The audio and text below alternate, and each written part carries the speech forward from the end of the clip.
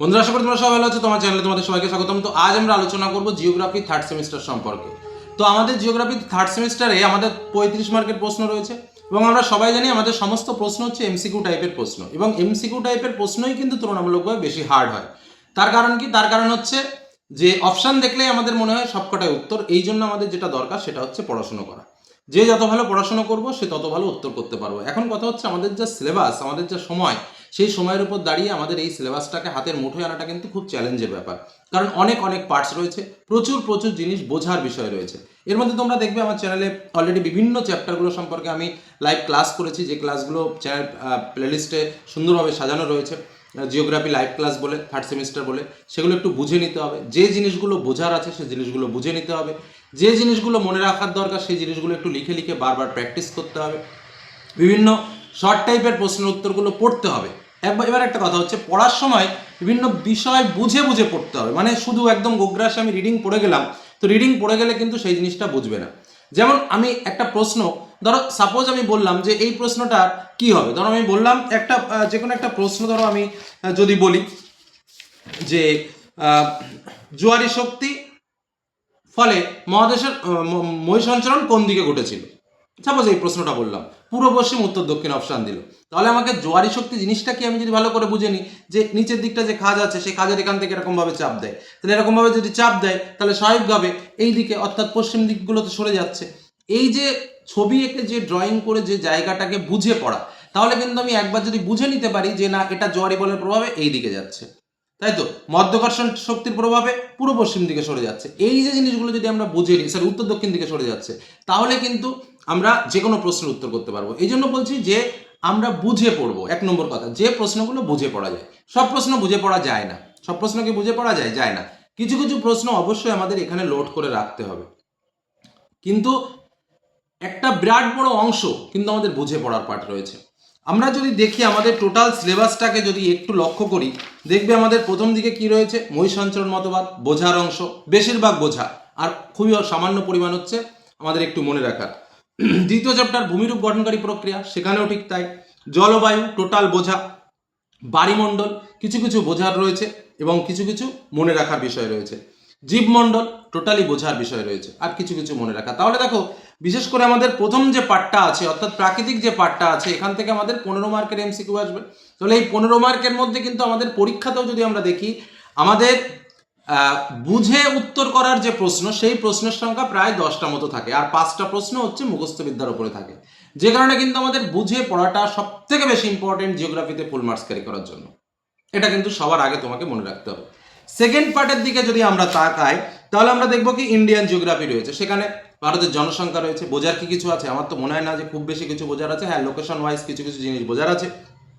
জল সম্পদ, খনিজ সম্পদ, কৃষিকাজ, কৃষিকাজে একটু বোঝা আছে, পরিবহন আর সড়ক পথ। তারপরে আমাদের যে পার্টটা রয়েছে বাণিজ্য অর্থনীতি, যে পার্টটা রয়েছে, এটা হচ্ছে আমাদের ভারতীয় ভূগোলের যে পার্টটা বললাম। তো ভারতীয় ভূগোলের পার্টটাতে আমাদের কিছু করার নেই, আমাদের এগুলো ভালো করে পড়তে হবে এবং এখান থেকে আমাদের 10 মার্কস রয়েছে ভারতীয় ভূগোল থেকে। আর আমাদের আরেকটা যেটা, সেটা হচ্ছে মানবীয় ভূগোল, যেটা আমাদের সব থেকে শর্টকাট এবং বেশি মার্ক।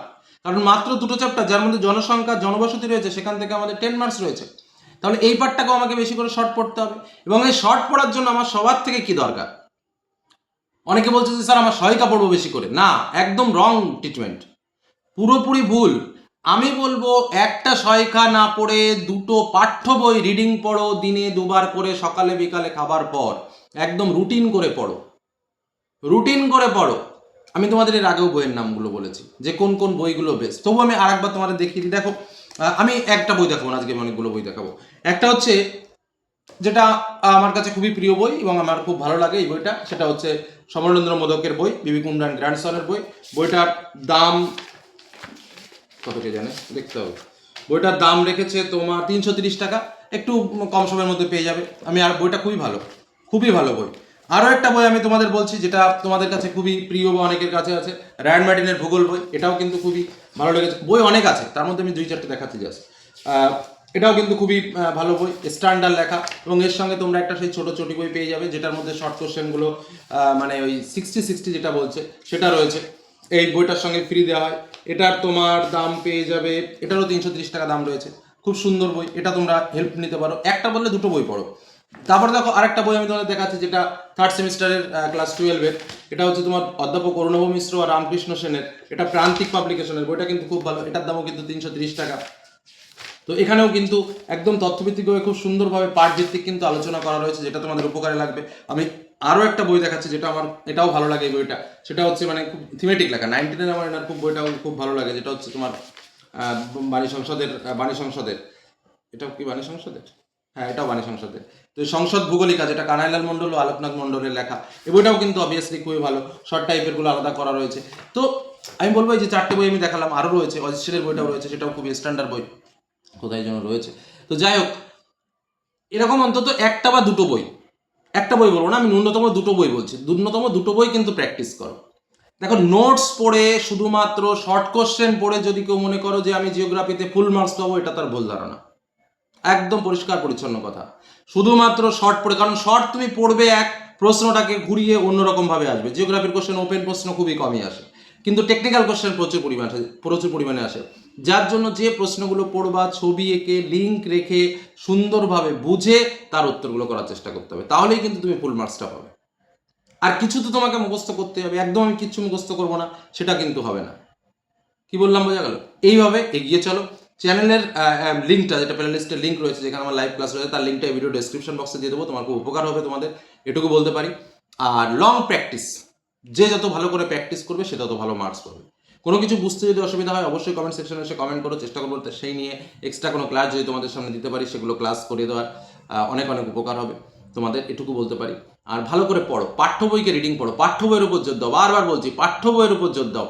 এটা 11-12 নয়, সরি 11-এর ফার্স্ট সেমিস্টার সেকেন্ড সেমিস্টার নয়, যে স্কুল থেকে প্রশ্ন করলো, স্কুলের স্যার ম্যাম যেখান থেকে বেশি পড়িয়েছে সেখান থেকে প্রশ্ন আসলো, বা একটা বেশ জায়গাতে প্রশ্ন আসলো, সেটা কিন্তু নয়। কারণ থার্ড সেমিস্টার তোমাকে অন্য একটা স্কুলে পরীক্ষাতে যেতে হবে, সেখানে একদম যেমনভাবে তোমরা মাধ্যমিক পরীক্ষা দিয়েছিলে তেমনভাবে একদম সুন্দরভাবে গার্ড সিস্টেমে, সুন্দর গার্ড দিয়ে তোমাকে পরীক্ষা নেওয়া হবে, তোমাকে ওএমআর শিট দেওয়া হবে। ওএমআর শিটটা তোমরা ক্লাস 11-এর ফার্স্ট সেমিস্টারেও তোমরা ওএমআর শিটে পরীক্ষা দিয়ে এসছো, অতএব তোমাদের ওএমআর শিটের অভিজ্ঞতাটা যথেষ্ট ভালো রয়েছে। তো স্বাভাবিকভাবে সে ওএমআর শিটে তোমাকে পরীক্ষা দিতে হবে, নির্দিষ্ট সময়ের মধ্যে পরীক্ষা দিতে হবে। অতএব এই প্র্যাকটিসগুলো যদি তোমরা এখন থেকে শুরু না করো, বা এখন থেকে যদি ভালোভাবে প্রিপারেশনের মধ্যে না যাও, তাহলে কিন্তু সামনে একটা বিপদ আসন্ন। অতএব তোমাদের যেটা করতে হবে, পাঠ্য বইয়ের দিকে নজর দিতে হবে, পাঠ্য বইকে খুঁটিয়ে পড়তে হবে, পাঠ্য বইকে বুঝে পড়তে হবে। যেটা পড়বে সঙ্গে সঙ্গে সেটা লিখবে, নোটস করবে। আর একটা নয়, আবারও বলছি, একাধিক পাঠ্য বইয়ের দিকে নজর দাও। আমরা সেই স্কুলের টিচার বলো আর প্রাইভেট টিচার বলো, গিয়ে একতারা নোট দিয়ে দিল, বা বাজার থেকে আমি দুটো নোট নিয়ে আসলাম কিনে, শুধু নোটসগুলো পড়লাম, হুবহু হুবহু নোটস পড়েই যাচ্ছি, রিডিং পড়েই যাচ্ছি, সারা দিন রাত পড়েই যাচ্ছি, কিচ্ছু মনে থাকবে না। প্রশ্ন গুলিয়ে যেই আসবে, ঘুরিয়ে যেই আসবে, সেই উত্তর করতে পারবে না। এই কারণে বলছি বুঝে পড়ো, এই একটাই ওষুধ তোমাকে বাঁচিয়ে রাখবে। ঠিক আছে? তো আজকের মধ্যে এখানে শেষ করলাম। বেস্ট অফ লাক, ভালোভাবে পড়াশোনা করো। কোনো সমস্যা হলে অবশ্যই কমেন্ট সেকশনে এসে কমেন্ট করো। আর লাইভ ক্লাস যেগুলো রয়েছে সেগুলো করলে তোমরা উপকার পাবে, লিঙ্ক ডেসক্রিপশন বক্সে দেওয়া থাকবে। ধন্যবাদ।